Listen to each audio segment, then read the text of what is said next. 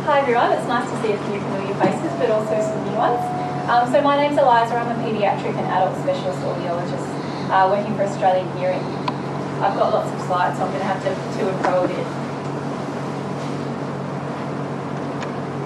Okay, where does Australian Hearing fit in? There's heaps of us here today from all of these different organisations. So we're just one of the many that are involved in the care of deaf and hard of hearing children in WA. So in terms of where Australian Hearing fits in, we provide paediatric services to all Australian children under the age of 26. The program is currently funded by the federal government. So we see children once they've been diagnosed with a permanent or long-term hearing loss. I'll just put them all on.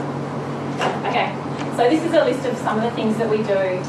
So once we've received a referral for a child, we'll bring them into our clinic and talk to the parents. But this is a list of really the main activities that we will do. So hearing assessments and counselling, fitting of hearing aids and other assistive listening devices. We provide that ongoing care and support and monitoring of children. We provide support for cochlear implant users, and we do a lot of referral and liaison with other agencies. Lots of you here today, so early intervention support, implant clinics, medical specialists and the school support services. We also have an on-site technician available to do repairs. So our main branch is in East Perth and the technician's based there, but we are starting to branch out to other areas for hearing services for the annual appointments. So at the moment we've got some services out in Padbury and some in Fremantle, so we're trying to make the services a little bit more accessible to our families. Okay, so in terms of the hearing devices, there's a really big range of devices that we have available. So we've got hearing aids and remote controls, music streaming devices. We've got FMs, but we're now calling them wireless communication systems.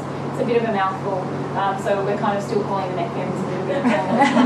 But they're meant to be WCSs, a bit tricky. But it is FM, effectively, different technology, does the same thing. We fit bone conduction hearing aids, assistive listening devices, so things like TV headsets, music links to listen to music, smoke alarms, alarm clocks, and various things that can help not just hearing but assisting in everyday life. We fit implantable devices as well for conductive and mixed hearing losses. So the Baha, which is the bone-anchored hearing aid, and other devices like the Pontos, the Phono, and Vibrant Sound Bridge. Okay, so the main philosophy that we work on is family-centred care. So we're really looking at not just the child, but also the family. So we don't just want to bring the child in and the family in and say, right, this is what you're doing. We really need families to work with us to find out what's best for the family at the time. Just got some pictures there. So we love to know about the kids. We like to get to know them, what they like to do, what they like to hear. These are just a few pictures. I'm not sure if you can see them very well, but we have some great pictures up on our walls in our clinics that kids draw for us.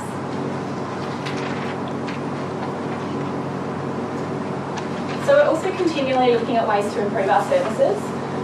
One thing that I was recently involved in was some new program planning tools. So what we were looking at was ways to improve our services, not just to look at the child with the hearing aid, but to look at the overall picture.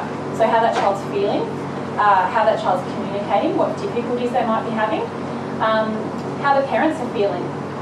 Can the parents explain their children's hearing loss? Can they explain their hearing loss if they have a hearing loss? Can the child hear the teacher in this situation or that situation?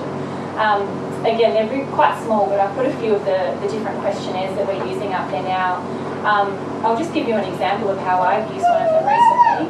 The one in the middle, the self-advocacy skills check. What I did with this one is I sat down with a young adult and said, right, fill out what you're comfortable with. So they went through and they ticked all the different skills that they feel that they have. Some of the boxes weren't ticked, so we went through them and went, okay. So what we actually found was that child doesn't feel comfortable explaining their hearing loss. They don't know how to say it to somebody. I have this sort of hearing loss, or I can hear this but not that. So we actually sat down with them and worked through a way to actually describe to someone what they can hear and what they can't hear. So we're using these tools to really target what we're doing with kids. So not just saying, here's your hearing aid, off you go, see you later, but actually looking at trying to go a bit more in depth as to what that child needs. Just pull them all up. Okay, so in a nutshell, Paediatric Services at Australian Hearing really works with a philosophy of family-centred practice and teamwork. So it really drives how we plan the assessments and the hearing and communication plans. So we're working with a range of health professionals and external groups as well. That was doing a fantastic job.